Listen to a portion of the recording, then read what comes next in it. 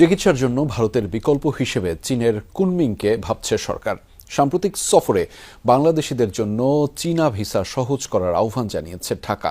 পররাষ্ট্র উপদেষ্টা বলছেন, চীনা ঋণ পরিশোধের সময়সীমা ৩০ বছর করার অনুরোধ ইতিবাচকভাবে সাড়া মিলেছে।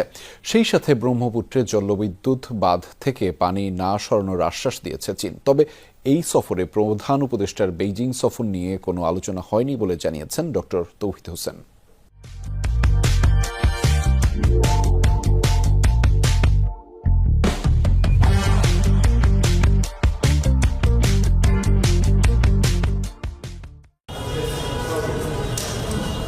৪ দিনের চীন সফর শেষে ফিরে গণমাধ্যমের মুখোমুখি পররাষ্ট্র উপদেষ্টা জানান, বেইজিং পৌঁছানোর আগেই কুনমিংয়ে যাত্রা বিরতিতে স্থানীয় কর্তৃপক্ষের সাথে বাংলাদেশিদের চিকিৎসা নিয়ে কথা হয়েছে তাঁর। চিকিৎসার জন্য বিকল্প জায়গা হিসাবে কুনমিং হতে পারে। আমরা জানি যে ভারতের সাথে চিকিৎসার জন্য যারা যেতেন তাদের একটু ভিসা নিয়ে সমস্যা হচ্ছে। প্রশ্ন ছিল, ভারতের বিকল্প চীন হলে নিজেদের চিকিৎসা ব্যবস্থা উন্নয়নে কতটা সচেষ্ট অন্তর্বর্তী সরকার? একটি হসপিটাল তারা তো করে দিতে আমাদেরকে রাজি হয়েছে, বড় হসপিটাল, সেটার স্থান নির্বাচন নিয়ে কথাবার্তা চলছে। আমি বলেছি যে আমরা আমাদের হাতে সুন্দর জায়গা আছে হচ্ছে পূর্বাঞ্চলে।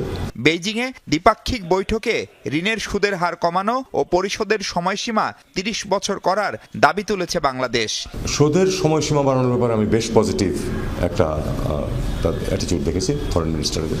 চীনের ঋণের সুদ হার শুধু বেশি অন্যদের নয়, সেটা কিন্তু আমরা প্রমাণ অতটা করতে পারিনি, কারণ 3%-এর বেশি না তাদের ঋণের সুদ হার। অথচ অনেক একেবারে আন্তর্জাতিক ডোনর এজেন্সি যেগুলি আছে তাদেরও দেখা যায় যে প্রকৃত ঋণের সুদ হারের চেয়ে বেশি, 4, 4.5, 5 পর্যন্ত হয়ে যায়। তো যাই হোক, তারপরে তারা আশা দিয়েছে যে তারা এটা দেখবে, যদি সম্ভব হয় কমানোর, তারা কিছুটা কমানোর চেষ্টা করবে। তিব্বতে ব্রহ্মপুত্রের উপর বাঁধ দেয়া নিয়ে বাংলাদেশের ভাবনার কথা জানানো হয়েছে চীনকে। মিলেছে বাংলাদেশ অংশে প্রভাব না পড়ার আশ্বাস। আমরা খুব উদ্বেগ প্রকাশ করেছি এবং আমরা বলেছি আরেকটি কথা, যে আপনারা এটা নিয়ে যে সব স্টাডি করছেন সেই স্টাডিগুলি আমাদের সাথে শেয়ার করুন। ডক্টর ইউনুস শিগগিরই বেইজিং সফর যাচ্ছেন, এমন খবরের প্রেক্ষিতে তাড়াহুড়া না করার কথা বলেন উপদেষ্টা।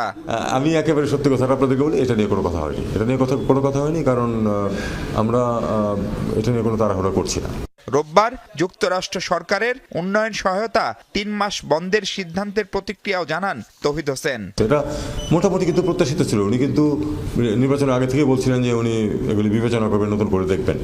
তো তারা বিবেচনার জন্য সময়টা নিয়েছে, এইভাবেই তো বলছে যে তারপরে দেখবে যে কোনখানে দিতে হয়।